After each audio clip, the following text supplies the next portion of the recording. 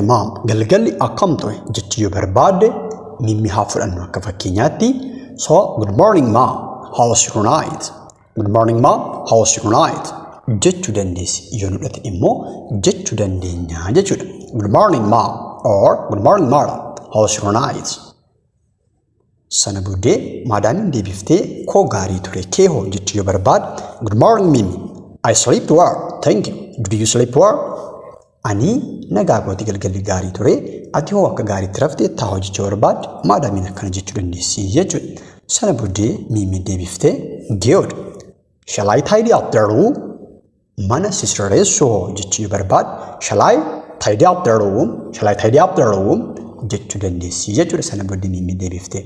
Sana booddee maadaamiin sure go ahead or definitely you can yoo jechuu barbaadde kana jechuun itti fufii ni ta'a jechuu barbaadde sure go ahead jechuu dandeessi jechuudha. Sana booddee maadaamiin deebiftee laaqana har'a maal hojjechuu yaadde yookiis immoo maal hojjechaa jirte jechuu barbaadde what are you cooking for lunch today? What are you cooking for lunch today? Jechuu dandeessi jechuudha. Laaqanaaf maal hojjechaa jirta? Sana booddee Mimiin deebiftee ani chicken stew yookiin kan chicken fi rice yookiin roozii jechaan jira jechuu barbaadde I'm preparing chicken stew and rice, mom. I'm preparing chicken stew and rice jechuu dandeessi jechuudha. Sana booddee maadaamiin good. Don't make it too spicy. Do not make it too spicy, okay? Yoo jette garmalee hin gubsiisinii akka gubuu hin taasisiin jechuu barbaadde akkas jechuu dandeessi jechuudha. Sana booddee Mimiin deebiftee okay, mom. Do you want a salad also? Just salad kun salaaxaa jechuudha waan akka salaaxaa dabalatanii barbaadda jechuu barbaadde. Okay, mom. Do you want a salad also? Do you want a salad also? Jechuu dandeessi jechuudha. Sana booddee maadaamiin yes please make a fresh one.